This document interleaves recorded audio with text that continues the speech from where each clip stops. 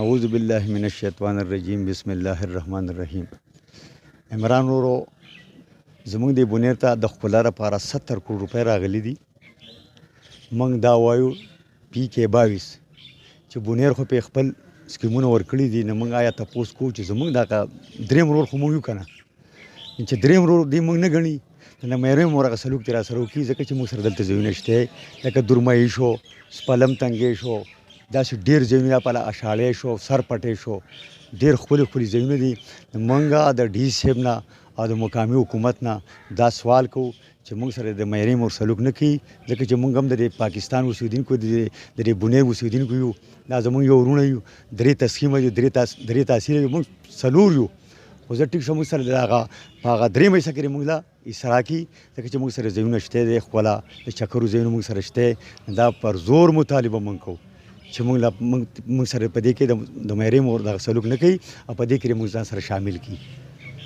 باچا د پی کې 22 ایم پی ای تعلق د اپوزیشن جماعت سره دی، سردار حسین بابک ته د ایم پی سره تعلق دی، تاسو دې باره کې هغه سره رابطه کړې ده؟ هغه د دې نه خبر دی؟ بالکل جی، هغه د دې نه خبر هم دی، زما سره سات په سات ورځ پر زما سره رابطه ای، اوس مې ورسره هم لږ ساعتو شو، تقریبا یو پاو ساعتو شو ما سره رابطه وکړه.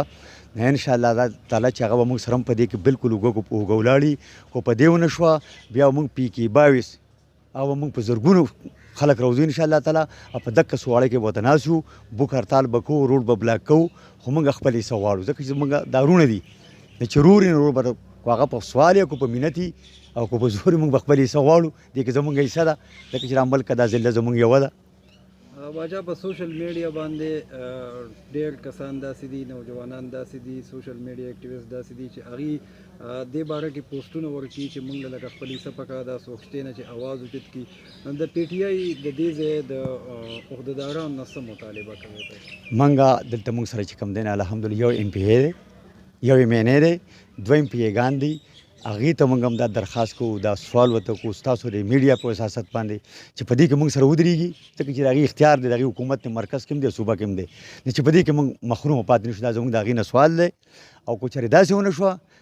نو انشاءالله تعالی چې موږ خو به بالکل احتجاج ته تیار یو، روډ بلا کولو ته تیار یو، خو خپل حصه نه پرېږدو انشاءالله تعالی. او په دې کې موږ سره زموږ مقامي ایم پی ای چې کوم دی سردار حسین بابک صاحب، هغه موږ سره انشاءالله تعالی چې اوږه په اوږه ولاړ دی، اواز به اوچتي، په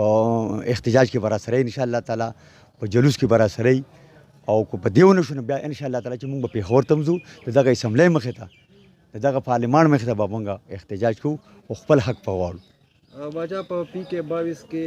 بلدیاتي حکومتونه چې دي، د ټاون حکومتونه دي یا ډسټرکټ ممبران دي، هغه د ان پی سره تعلق لري. بالکل جی،